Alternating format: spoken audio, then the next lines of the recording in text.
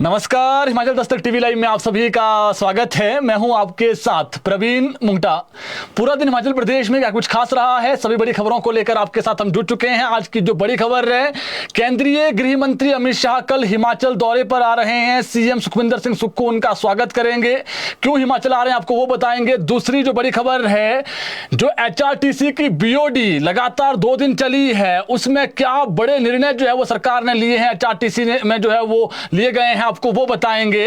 कर्मचारियों के डीए, इसके अलावा जो पेंशनर हैं उनके जो बिल हैं, चाहे वो कह सकते हैं आप स्वास्थ्य से रिलेटेड हो, और भी कई महत्वपूर्ण चीजें हैं, एरियर को लेकर के बात करेंगे। इसके अलावा बताएंगे आपको और भी कई महत्वपूर्ण खबरें हैं। बर्फबारी का अलर्ट आया है, कब बर्फबारी होने की संभावना है, सभी खबरें बताएंगे। शुरुआत करते हैं पहली बड़ी खबर के साथ। केंद्रीय गृह मंत्री अमित शाह कल हिमाचल आ रहे हैं और शिमला से मुख्यमंत्री सुखविंदर सिंह सुक्खू उनके स्वागत के लिए ज्वालामुखी जाएंगे। ज्वालामुखी के पास सपड़ी में केंद्रीय गृह मंत्री का कार्यक्रम है, जहां सरकार की ओर से सीएम उनकी अगुवाई करेंगे। अमित शाह पहले चंडीगढ़ आएंगे और फिर वहां से ज्वाला जी के लिए उड़ान भरेंगे।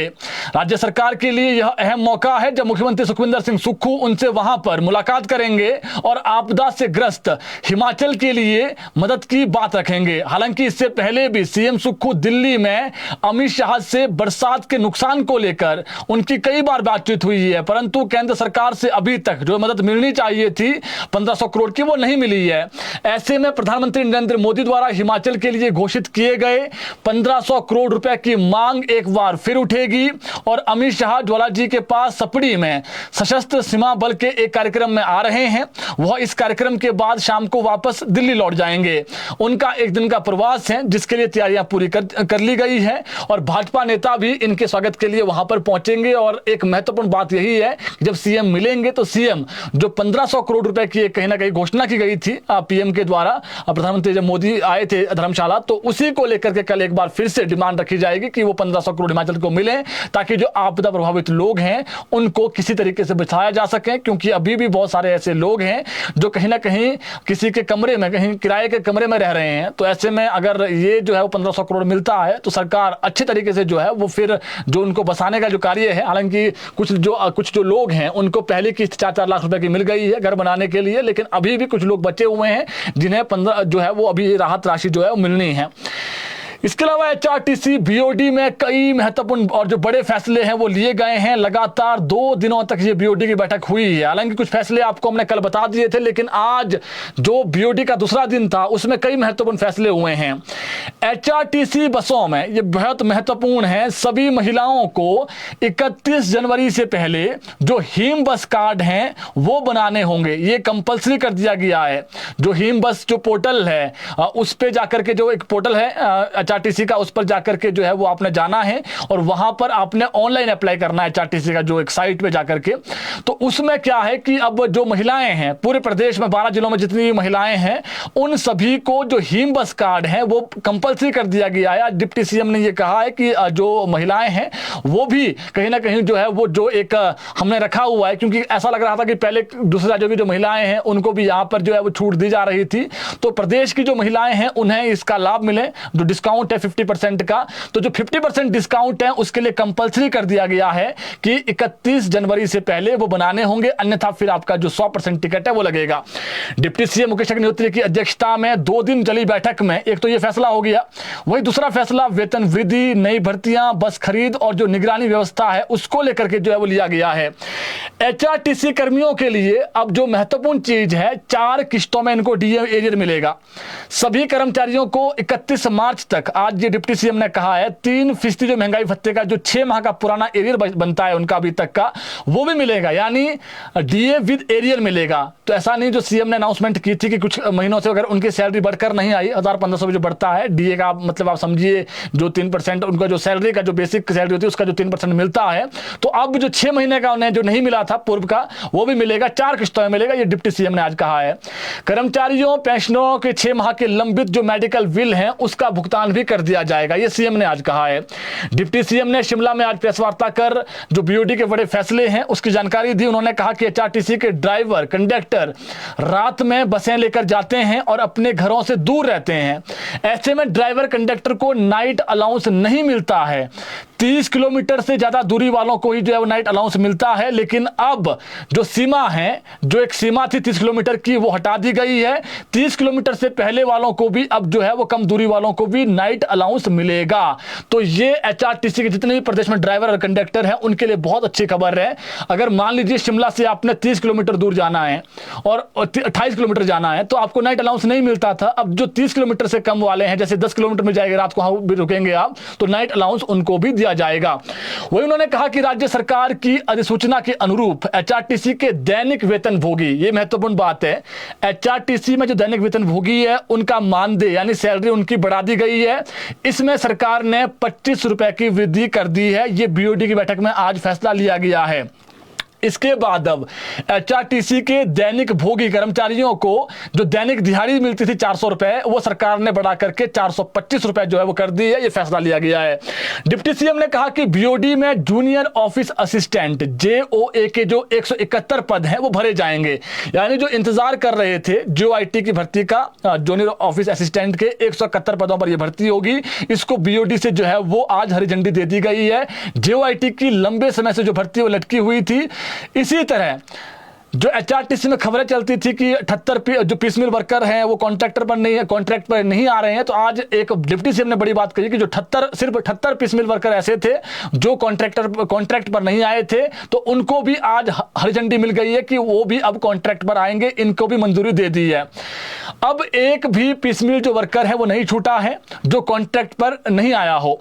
एचआरटीसी के बेड़े से ये बहुत महत्वपूर्ण खबर है। खबरें चलती है कि गांव में बसें भेज दी जाती है लेकिन वो खड़ी हो जाती है, धुआं निकलता है उससे। तो आज डिप्टी सीएम ने कह दिया है कि एचआरटीसी के बेड़े से 2 महीने के भीतर 500 बसें बाहर होगी, यानी जो पुरानी बसें हैं उनको बाहर किया जाएगा।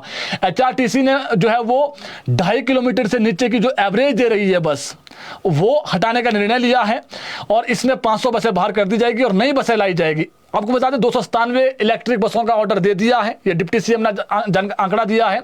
और मुकेश अग्निहोत्री ने कहा कि यात्रियों की सुविधा के लिए एचआरटीसी 250 डीजल बसें खरीदेगी नई और 100 जो मिनी बसें हैं उसको खरीदा जाएगा और जो 100 टेम्पो ट्रैवलर है वो नए खरीदे जाएंगे। पुराने वालों को बाहर किया जा रहा है जिनकी माइलेज कम है, 2.5 किलोमीटर से कम अगर माइलेज दे रही है कोई बस।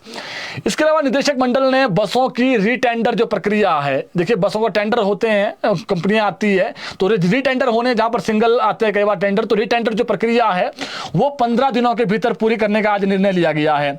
इसके अलावा आम जनता से जुड़ी हुई खबर, प्रदेश में 12 जिलों में किसी ने जो है वो एचआरटीसी की बसों में सफर करना है, मान लीजिए आपने धर्मशाला से दिल्ली जाना है, तो अब जो गांव के आसपास अगर लोकमित्र केंद्र हैं तो वहीं से आप जो है वो ऑनलाइन टिकट जो है वो बुक करवा सकते हैं। एचआरटीसी ने ऑनलाइन प्रक्रिया अपनी अच्छी कर दी है। वाहनों की तकनीकी जांच को पारदर्शी और आधुनिक बनाने के लिए हरोली और जो नादौन है वहां पर पीपीई मोड में ऑटोमेटिक व्हीकल टेस्टिंग जो स्टेशन है वो स्थापित किए जाएंगे। इसको भी हरी झंडी दे दी गई है।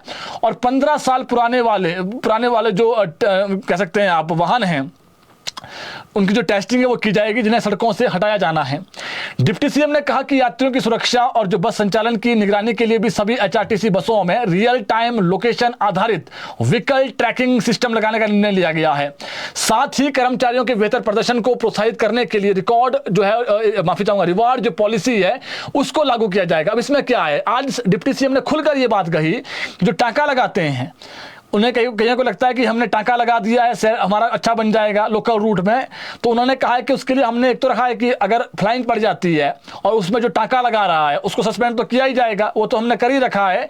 लेकिन अब जो ऐसे लोग जो टाका नहीं लगा रहे हैं और जो पारदर्शी तरीके से काम कर रहे हैं उनको जो है वो सम्मानित किया जाएगा। जिनका व्यवहार अच्छा है, जो करप्शन नहीं कर रहे हैं उन्हें सम्मानित किया जाएगा। जो करप्शन कर रहे हैं उनकी जॉब जाएगी, यानी सस्पेंड किया जाएगा उनको। रात के अंधेरे में अधिकारियों को निपटाने वाले बयान को लेकर पॉलिटिकली आते हैं। अब पॉलिटिकली आज जो बड़ा बयान दिया, एक सोशल मीडिया पर बड़ा वायरल हुआ डिप्टी सीएम का बयान। उन्होंने कहा था कि रात के अंधेरे में अधिकारियों को निपटाया जाएगा, ऐसा कुछ बयान था, वायरल बयान था, उन्होंने अपने संबोधन में कहा था। लेकिन अब उसके बाद जब मीडिया ने आज सवाल किया कि बीजेपी के राष्ट्रीय अध्यक्ष से आप रात के अंधेरे में मिले हैं, तो इस पर जो है वो चुटकियां ली जा रही है।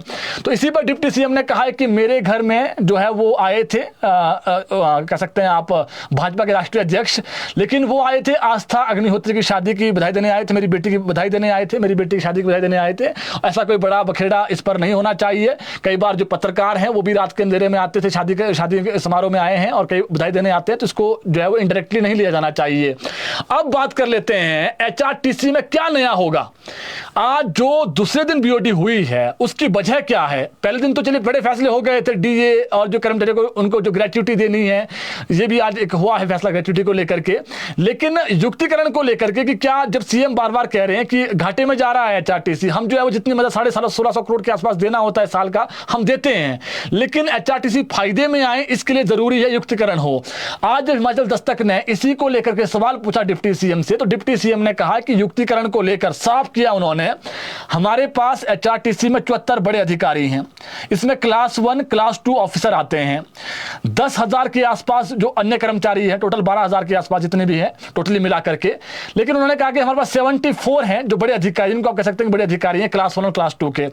अब देखिए आज क्या हुआ है, जो बड़े अधिकारी है, डिप्टी सीएम ने माना है ये वाली बात कि सिर्फ जो उनका सैलरी जाती है उस पर सरकार सिर्फ 1% खर्च करता है एचआरटीसी अपना जो है, क्योंकि एचआरटीसी इंडिपेंडेंट है, सरकार तो उनको जो है वो राहत देती है, पैसा देती है, ग्रांट इन एडिस को कहते हैं। तो आज ये बात कही है कि 12 जिले ऐसे हैं जहां पर कई जिलों में जो है वो आरएम भी नहीं है, तो हमने ट्रैफिक के जो लोग हैं उनको ही डिप्यूट किया हुआ है ताकि वो वहां पर वो जो कुर्सी उसको संभालें। कुछ पोस्टें हटाई है, ये आज डिप्टी सीएम ने माना है कि हमने युक्तिकरण कर लिया है, यानी पहले चरण में जो है वो कुछ पोस्टें हमने हटा दी है। लेकिन यह भी डिप्टी सीएम ने कहा है कि जो मैकेनिक है वो हमारे पास कम है, मैकेनिक की पोस्टें हम क्रिएट करेंगे, जो स्टोर कीपर हैं उनकी पोस्ट हम क्रिएट करेंगे। एचआरटीसी के पास स्टोर कीपर नहीं है और मैकेनिक नहीं है, तो जो पोस्टें हटाई है हमने बड़े अधिकारियों की, उनमें जो और पोस्टें जो हमारे पास होनी चाहिए थी वो नहीं थी, तो वो पोस्टें हमने क्रिएट की है। आगामी समय में जो ये भर्तियां हैं वो की जाएगी। बाकी 171 JOA ये भर्ती अब जो है वो राज्य चयन आयोग के माध्यम से होगी, इसको आज हरी झंडी दी गई, तो थोड़ा समय लगेगा, इसमें कैबिनेट में मामला जाएगा, उसके बाद ये हरी झंडी इसको मिल जाएगी और ये भर्ती होगी। तो एचआरटीसी में क्या बड़े फैसले हुए हमने बता दिया है आपको। इसके अलावा मुख्यमंत्री सुखविंदर सिंह सुक्खू ने आज जो है वो कांगड़ा जिला के इंदौरा वो गए थे और वहां पर जो है वो इंदौरा उत्सव का समापन समारोह था, उसकी अध्यक्षता की सीएम ने। इस दौरान सीएम सुक्खू ने चिट्टा मुक्त हिमाचल थीम से आयोजित इस कार्यक्रम के लिए जो जितने भी आयोजक थे उनकी सराहना की है। देखिए एंटी चिट्टा वॉकथॉन वहां पर भी आज हुई है, तो इस अवसर पर जो है वो जनसभा को भी संबोधित किया, वहां पर हजारों की सैकड़ों की संख्या में जो भीड़ थी। सीएम सुखविंदर सिंह सुक्खू ने आज बड़ी बात जो कही है, उन्होंने कहा है कि महात्मा गांधी राष्ट्रीय ग्रामीण रोजगार गारंटी अधिनियम जिसको मनरेगा कहा जाता है, केंद्र सरकार इसको समाप्त करने की ओर आगे बढ़ रही है। उसकी जगह नया विधेयक लाने के लिए केंद्र सरकार के निर्णय की उन्होंने कड़ी निंदा की है।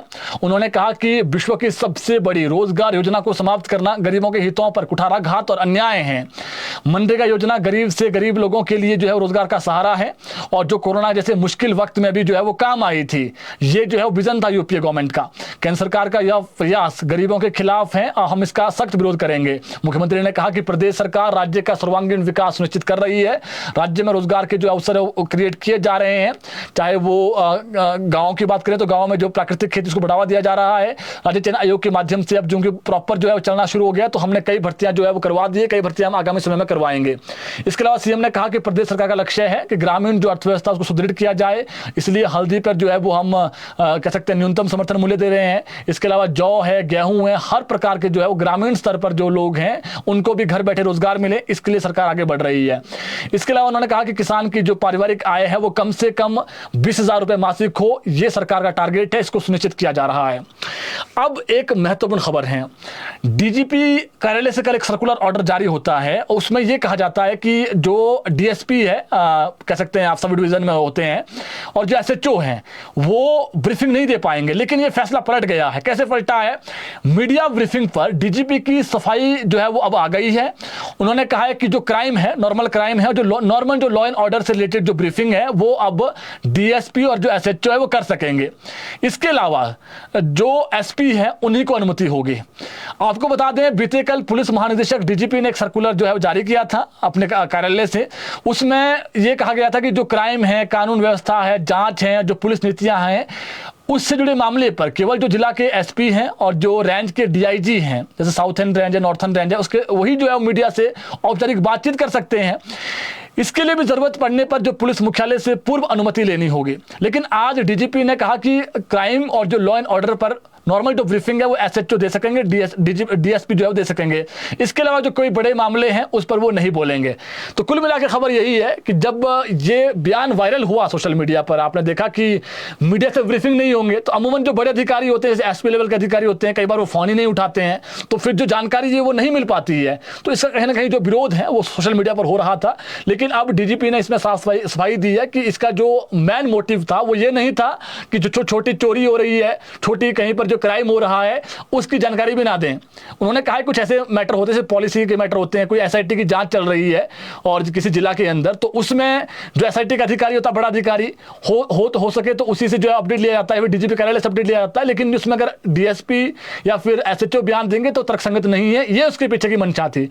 लेकिन इसको लेकर स्पष्ट हो गया है, जो सोशल मीडिया पर वायरल हुआ एक लेटर कि अब जो डीएसपी है और जो एसएचओ है वो बयान नहीं दे पाएंगे, तो ये फैसला पलट गया है। और पलटा इसलिए है क्योंकि अब कहीं ना कहीं जो ये अधिकारी है, क्योंकि ये कल से अगर आप देखेंगे तो ये आज से शुरू हो जाना था, मीडिया को जो है जानकारी नहीं मिल पानी थी। लेकिन अब ये जो डीजीपी है प्रदेश के, उन्होंने साफ कह दिया है कि कोई बड़ा मामला हो तो उसमें नहीं है, नॉर्मल जो है नॉर्मल मर्डर है या फिर नॉर्मल कहीं पर जो है वो चोरी हुई है, तो ऐसी जानकारी जो वो है दे पाएंगे। इसके अलावा डिप्टी सीएम मुकेश अग्निहोत्री ने आज जल शक्ति विभाग के अधिकारियों के साथ विभागीय बैठक की। इसमें जो योजनाएं हैं, जो विकासात्मक कार्य है, उसकी समीक्षा बैठक की गई। उन्होंने अधिकारियों को सख्त आदेश दिए हैं कि अधिकारी कार्यालय में ही जो है वो सीमित ना रहें, बल्कि फील्ड में जाकर देखें कि जो कार्य दिए गए हैं, जो निचले स्तर के अधिकारी है वो क्या वहां पर काम कर रहे हैं, जमीनी स्तर पर वो देखें, ताकि जो समस्याओं का समाधान है वो सुनिश्चित हो सके। तो बड़े अधिकारियों को सीएम, जो डिप्टी सीएम है, उन्होंने ऑर्डर दिए हैं सिर्फ कार्यालय में नहीं, कार्यालय से बाहर जाकर के भी आप काम देखें, ये भी जो है वो इंश्योर करें कि काम हो भी रहा है कि नहीं हो रहा है ग्राउंड लेवल पर। एक बड़ी अपडेट है जी, देर शाम को ऑर्डर हुए थे राजपत्र पर, तो ये बताना बेहद जरूरी है। प्रदेश सरकार ने बैंकिंग, वित्त और बीमा क्षेत्र से जुड़े संस्थानों पर बिजली सेस लगाने का फैसला लिया, यानी नया सेस लग गया है प्रदेश में। ये जो सेस है ऊर्जा एवं बहुउद्देशीय परियोजनाओं विभाग की ओर से जारी अधिसूचना के तहत अब इन संस्थानों से प्रति यूनिट बिजली खपत पर 2 रुपए की दर से सेस वसूला जाएगा। आम जनता से नहीं है जी, ये जो वसूला जाएगा। यह फैसला हिमाचल प्रदेश विद्युत ड्यूटी अधिनियम 2009 की जो धारा है 3B के तहत लिया गया है। राज्यपाल से मंजूरी मिलने के बाद अधिसूचना जो है राजपत्र में प्रकाशित की गई है। वाणिज्यिक और सेवा क्षेत्र के इन संस्थानों में बिजली खपत अपेक्षाकृत अधिक होती है। इन उपभोक्ताओं को व्यावसायिक दरों पर, इनको जो बिजली मिलती है 6 रुपए 40 पैसे प्रति यूनिट की दर से बिजली जो है वो जारी होते हैं, बिजली बिल जारी होते हैं। अब इनको 6 रुपए जो है वो 6.5 रुपए के आसपास, अब इनको प्रति यूनिट 2 रुपए उपकर लगने से इनकी जो बिजली बिल में है बढ़ोतरी हो जाएगी। आम जनता के लिए नहीं है। विभागीय अधिकारियों ने बताया कि राजस्व बढ़ाने के लिए यह फैसला लिया गया है कि सरकार जो राजस्व, प्रदेश का जो राजस्व बढ़े, और इसके लिए जो है वो राज्य को अतिरिक्त जो आय है वो इससे प्राप्त होगी। उपकर से राज्य को जो अतिरिक्त जो आय है वो प्राप्त होगी, और इस आय का जो उपयोग है वो ऊर्जा क्षेत्र के विकास कार्यों में किया जाएगा, आधारभूत सुविधाओं और सुदृढ़ीकरण के लिए किया जाएगा। और प्रदेश में विभिन्न बैंकों की लगभग जो शाखाएं हैं वो 2372 हैं। इसके अलावा जो बैंक के क्षेत्रीय जो है वो जिला और जो मुख्यालय वो कार्यालय अलग हैं, तो इसमें बढ़ी जाएगा जी अब बिजली का बिल, सेस लगा 2 रुपये सेस लग गया है। बीमा और जो अन्य वित्तीय संस्थान हैं और जो उसकी जो संख्या है वो भी बहुत अधिक है प्रदेश में, और ऊर्जा विभाग के अनुसार करीब 4000 उपभोक्ताओं पर प्रति यूनिट 2 रुपये का जो नया सेस है वो लगेगा। मध्य प्रदेश में फरवरी 2025 से उपभोक्ताओं के जो बिजली बिल हैं उसमें दूध का जो और जो पर्यावरण सेस पहले ही लगाया गया है। घरेलू उपभोक्ताओं के 10 पैसे प्रति यूनिट, और जो हमारे पूरे प्रदेश में जो जितने भी लोग हैं उन पर 10 पैसे प्रति यूनिट लगा है। तो ये सिर्फ घरेलू उपभोक्ताओं पर, उन पर नहीं है, जो आम लोग हैं गाँव के, उन पर नहीं है। और इसके अलावा जो अन्य जो 2 पैसे से जो 6 रुपए प्रति यूनिट है, यूनिट तक जो बिजली की दाम है वो बढ़ाए गए हैं 25 में ही। साल 2024 के विधानसभा मानसून सत्र में एक विधेयक आया था, इसमें जो विद्युत शुल्क संशोधन विधेयक अधिनियम 2024, इसको जो है वो ये जो सेस है वो लगाया गया था। और घरेलू उपभोक्ताओं पर सिर्फ दूध जो सेस लगता है, और जबकि अन्य जो सभी श्रेणियां हैं उस पर जो है उपभोक्ताओं को दूध के साथ पर्यावरण सेस भी जो है चुकाना पड़ता है। शून्य बिल वाले के जो घरेलू उपभोक्ता है उनको कुछ भी नहीं देना पड़ता है, जिनका 0 रुपये बिल आता है जी उनको कुछ भी नहीं देना है। इसके अलावा नेता प्रतिपक्ष जयराम ठाकुर ने कहा कि प्रदेश में ऐसा लग रहा है कि पेखू बेला पार्ट 2 की तैयारी चल रही है।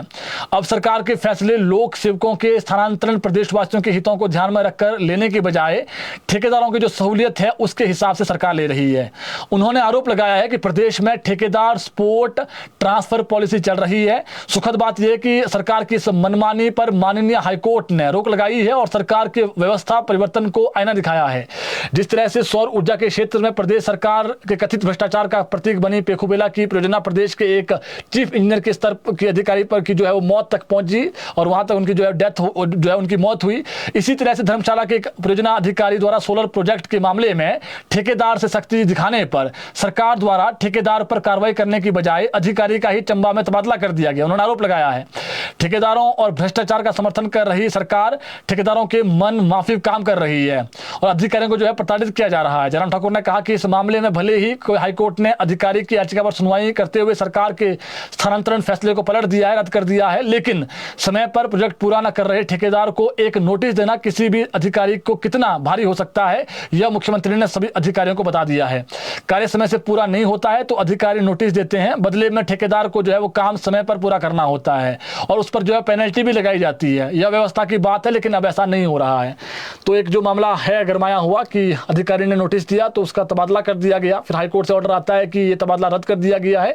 इसी पर जयराम ठाकुर ने आज तीखा जो जुबानी हमला है वो बोला है कि होना तो ये चाहिए था कि सरकार जो है वो ठेकेदार पर कार्रवाई करती, लेकिन इसके उलट जो है वो अधिकारी को बदला गया। उसके बाद जो अधिकारी कोर्ट गया था, कोर्ट से उसको राहत मिली है, तबादला आदेश रद्द कर दिया है। ये उन्होंने आरोप लगाए हैं।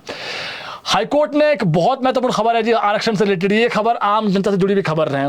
हाईकोर्ट ने स्पष्ट किया कि यदि कोई उम्मीदवार आवेदन करते समय आरक्षण का लाभ नहीं चुनता है, यानी मुझे आरक्षण चाहिए, तो चयन प्रक्रिया शुरू होने या असफल होने के बाद वह पिछड़ी श्रेणी के आधार पर नियुक्ति का दावा नहीं कर सकता है। न्यायाधीश रंजन शर्मा की अदालत ने पाया कि विज्ञापन में ओबीसी के लिए आरक्षण का प्रावधान होने के बावजूद जो एक व्यक्ति था, याचिकाकर्ता था, उसने सामान्य श्रेणी के उम्मीदवार के रूप में आवेदन किया था, यानी नॉर्मल आया हो कि मैं नॉर्मल ओपन चैलेंज करूंगा, लेकिन जब नहीं हुआ तो उसके बाद जो है उसने आरक्षण के लिए अप्लाई किया।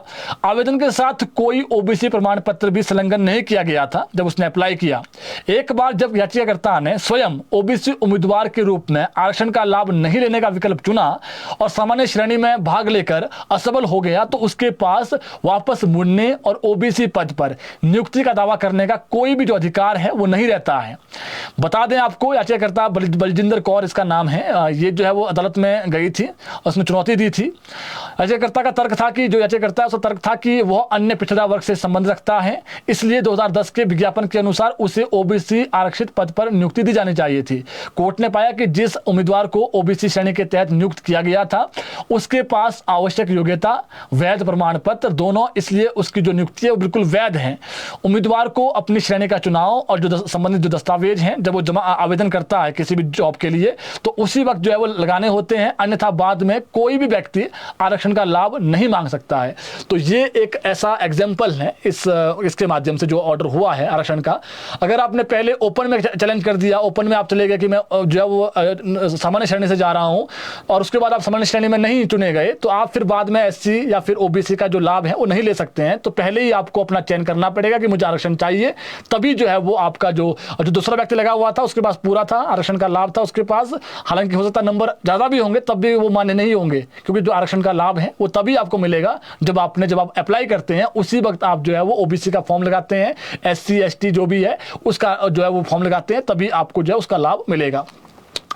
इसके अलावा एक महत्वपूर्ण खबर है, सीआईटीयू के बैनर तले 108 और 102 जो सेवा है प्रदेश में जो निःशुल्क चलती है गांव-गांव तक, उसके कर्मचारी धरने पर जा रहे हैं। 48 घंटे का धरना होगा इनका। तो इन्होंने ऐलान कर दिया है आज कि अब प्रदेश में जो है 108 और 102 के एम्बुलेंस सेवा है, इसके जो पहिए है वो थम सकते हैं। इन्होंने 25 दिसंबर रात 8 बजे से और 27 दिसंबर रात जो है वो 8 बजे तक ही लगभग 48 घंटे की हड़ताल पर जाने का आह्वान कर दिया है। और कर्मचारियों की मांग है कि जो हमारी मांग है वो सुन नहीं रही है सरकार। उन्होंने आरोप लगाया है कि हाई कोर्ट और जो सीजीएम कोर्ट हैं, जो लेबर कोर्ट हैं, उसके द्वारा जो पारित हैं न्यूनतम वेतन किसी भी कर्मचारी को वो नहीं दिया जा रहा है, उसका भुगतान किया जाए। 12 घंटे जब कोई व्यक्ति काम करता है, जो ड्राइवर है और जो उसमें काम कर रहे हैं ड्राइवर हैं, तो उनको डबल ओवर टाइम जो है मिलना चाहिए, वो भी नहीं मिल रहा है। और वेतन में जो 10% की वृद्धि होती है लेबर लॉ के हिसाब से, हर साल वेतन वृद्धि होती है, वो भी नहीं हो रही है। इसके अलावा जो कर्मचारी उनको एरियर का भुगतान नहीं हो रहा है, तो इसलिए हड़ताल पर जा रहे हैं। तो 25 की शाम से हड़ताल पर होंगे जी HRTC, आप 108 और 102 के जो लोग हैं। तो ये इन्होंने आज आह्वान किया है कि अगर सरकार हमारी मांग मान लेती है तो हम जो है वो हड़ताल नहीं करेंगे, अगर नहीं नहीं मानते तो फिर हड़ताल पर जाएंगे। इसके अलावा बीजेपी एमएलए इंद्रदत्त लखनपाल का एक बयान जो है वो चिट्टे के आरोपी के से रिलेटेड आज आया हुआ है। सोशल मीडिया पर एक खबर छपी, आपने देखा, उसको पढ़ा भी होगा आपने, कि एमएलए, भाजपा के एमएलए का जो एक रिश्तेदार है वो पकड़ा गया है चिट्टे के साथ। तो इस पर बड़ी आपत्ति जताई है इंद्रदत्त लखनपाल ने। कहा कि रिश्तेदार तो किसी का भी हो सकता है। अगर इस प्रकार से लिखना कि भाजपा का विधायक का रिश्तेदार पकड़ा गया, तर्कसंगत नहीं है। उन्होंने कहा कि भाजपा का नाम लेना गलत है। भाजपा कभी ये नहीं कहती कि चिट्टा बेचो, कुछ और बेचो। अब कोई मेरा रिश्तेदार होगा, अगर उसने कुछ किया है तो उस पर जो है वो आरोप जो है वो व्यक्तिगत होने चाहिए। उन्होंने माना कि मेरा रिश्तेदार है, लेकिन पुलिस ने उसे पहले पकड़ा था और उसके बाद जो है वो शाम को छोड़ दिया। तो ऐसा कौन सा लॉ था जिसके अनुसार उसको छोड़ दिया? हालांकि जो भी है जांच का विषय है। उन्होंने कहा कि जांच का विषय है, चिट्टा पकड़ा था या चिट्टा नहीं था, उसके बाद जांच का विषय है। लेकिन जिस प्रकार से मेरा प्रयोग किया गया, मेरे नाम का प्रयोग किया गया और भाजपा का प्रयोग किया गया, तर्कसंगत नहीं है। इस प्रकार से जो है वो कोई भी, चाहे वो अधिकारी हो या फिर कोई भी व्यक्ति हो, इस प्रकार से जो है वो ना खबरें चलनी चाहिए और ना इस प्रकार से जो है वो राजनीति होनी चाहिए, उन्होंने ये कहा है। तो लखनपाल ने अपनी सफाई दी है कि जो व्यक्ति था, जो पकड़ा गया पिछले कल, आपने देखा खबर छपी थी कि ये जो व्यक्ति है वो रिश्तेदार हैं उनका, लखनपाल का। तो लखनपाल ने कहा कि रिश्तेदार किसी का भी हो सकता है, कांग्रेस का व्यक्ति भी किसी का रिश्तेदार हो सकता है या फिर भाजपा का व्यक्ति हो सकता है रिश्तेदार, लेकिन उसको पार्टी का नाम लेना या फिर मेरा नाम लेना तर्कसंगत नहीं है। जांच का विषय है। अगर ऐसा ही था तो फिर जो व्यक्ति है उसको छोड़ा क्यों गया शाम को? तो ये जांच का विषय है, जांच चलती रहे, लेकिन इसमें बीजेपी का नाम लेना और मेरा नाम लेना तर्कसंगत नहीं है। उन्होंने ये कहा, ये सही नहीं है। इसके अलावा ऊना जिला के गांव बेडाला में एक युवक ने शराब के नशे में अपनी 64 वर्षीय बुजुर्ग मां और भाभी के साथ मारपीट की है। चौंकाने वाली खबर है जी। इस घटना में बुजुर्ग मां की बाजू में फ्रैक्चर आया है, फ्रैक्चर हो गई, जबकि भाभी भी घायल हो गई है। तो कलयुगी है जी ऐसे लोग। दोनों घायलों का क्षेत्रीय अस्पताल में उपचार चल रहा है और पुलिस को दी जानकारी में जो है वो ये सामने आया कि राम प्यारी, उन्होंने शिकायत दी है पुलिस को कि राम प्यारी ने बताया कि बीती रात उनका छोटा बेटा जोगिंदर सिंह शराब के नशे में घर पहुंचा। इसी दौरान बेटे जोगिंदर सिंह और ज्योति देवी के बीच किसी बात को लेकर बहस हो गई। जब राम प्यारी ने बेटे को समझाने का प्रयास किया तो उसने उनके साथ मारपीट शुरू कर दी। भाभी के साथ लड़ रहा था वो पहले। आरोपी ने 2-3 थप्पड़ मारने के बाद आंगन में पड़ी ईंट के टुकड़े से उनकी बाजू पर वार कर दिया, जिससे उनकी बाजू में फ्रैक्चर हो गया है। तो बीच बचाव के लिए जब बड़ी बहू सुमन देवी आई तो उसने भी उस पर भी आरोपी ने ईंट से वार कर दिए, जिससे उन्हें गंभीर चोटें आई है और पुलिस ने मामला दर्ज कर अब जो आगामी कार्रवाई कर रही है पुलिस। तो चौंकाने वाली खबर है जी। प्रदेश में ऐसे भी लोग हैं कि अपनी भाभी को मार रहे हैं, अपनी माँ को मार रहे हैं लोग। तो ये चौंकाने वाली खबर है, हालांकि पुलिस अपना काम कर रही है। इसके अलावा हमीरपुर में बसों की नियमित चेकिंग के दौरान एक हैरान कर देने वाला मामला सामने आया। एक चौंकाने वाली खबर है। एक जो अफसर था, ये फ्लाइंग टीम व कंडक्टरों के बीच वहां पर जो है बहसबाजी हो गई, लेकिन इस बार मामला मारपीट तक पहुंच गया। एचआरटीसी के बिलासपुर डिपो की एक बस थी जो बिलासपुर से धर्मशाला जा रही थी। सुबह करीब 8:45 बजे दोसरका में रुकी। इसी दौरान हमीरपुर डिवीजन की फ्लाइंग स्क्वाड के सब इंस्पेक्टर सुरेश कुमार इनका नाम है, ये जो है वो बस में चढ़ जाते हैं और टिकट चेक करने लग जाते हैं। जांच के दौरान एक महिला, यानी जो बिना टिकट के यात्रा कर रही थी बस में, उससे जो है वो जो पूछा गया कि आपका टिकट कहाँ है, तो उसके बाद टिकट नहीं था, बिना टिकट के सफर कर रही थी। इस पर जब सब इंस्पेक्टर ने कंडक्टर, करण कुमार इसका नाम है कंडक्टर का, इससे जो है वो पे बिल मांगा, लेकिन उसने टाल मटोल शुरू कर दी। स्थिति तब और बिगड़ गई जब सब इंस्पेक्टर ने जो है वो बस चालक से लॉग बुक मांगी। कंडक्टर ने लॉग बुक चालक से छीन ली, हालांकि चालक ने उसे वापस लेकर जांच अधिकारी को सौंप दिया। इसी बात पर दोनों के बीच कहासुनी शुरू हो गई और आरोप है कि कंडक्टर ने सब इंस्पेक्टर को थप्पड़ जड़ दिया। घटना के बाद सब इंस्पेक्टर ने पुलिस थाने में शिकायत दर्ज करवाई है, जबकि कंडक्टर ने भी जो है वो अपने वरिष्ठ अधिकारी के खिलाफ मामला दर्ज करवाया है। इधर जो है वो अब इस पर संज्ञान ले लिया गया है और जो बिलासपुर डिपो के डीजीएम है, जो उसमें डीडीएम है, उन्होंने जो है कंडक्टर को तत्काल प्रभाव से सस्पेंड कर दिया, निलंबित कर दिया है और जांच जारी है। चौंकाने वाली खबर है जी। बस जा रही है, उसमें जो है वो एक फ्लाइंग पड़ जाती है। फ्लाइंग में जब उससे पूछता है कि टिकट कहाँ है, तो टिकट उसके पास जब वो बता नहीं पाता कि टिकट कहाँ से, फिर वो लॉग बुक मांगता है, लॉग बुक भी वो छीन लेता है। तो ऐसा फिर लड़ाई शुरू होती तो थप्पड़ जड़ देता है एक कंडक्टर। उसके बाद हालांकि जांच का विषय है, लेकिन अब इसमें दोनों पक्ष को सुना जाएगा, लेकिन जो कंडक्टर है उसको सस्पेंड कर दिया गया है। अब बात कर लेते हैं मौसम को लेकर। प्रदेश में जो मौसम है वो अब कल से खराब है। कल परसों प्रदेश में मौसम खराब रहेगा, तो भगवान इंद्रदेव अब बरस जाएं। लाहौल स्पीति, किन्नौर, शिमला, कुल्लू, चंबा, ये ऐसे जिले हैं जहां पर कल परसों मौसम खराब रहेगा। ऊंची चोटियों पर बर्फबारी की संभावना है और जो मध्यम ऊंचे वाले क्षेत्र है वहां पर हल्की बारिश होगी। तो बाकी जैसे शिमला है, बिलासपुर है, कांगड़ा है और ऊना है, तो यहाँ पर अभी भी बारिश होने की संभावनाएं कम है। तो मौसम कल जरूर खराब है, कल और परसों, लेकिन ऊंची चोटियों पर। अब तो लोग गुहार लगा रहे हैं, 1.5-2 महीने होने को आ गए हैं, मौसम सूखे जैसे हालात हो गए हैं 2 महीने के भीतर। अंदर। और जो किसान बागवान हैं जिन्होंने अपनी फसलें लगानी है, तो अभी वो गुहार लगा रहे हैं कि इंद्रदेव अब बरस जाएं।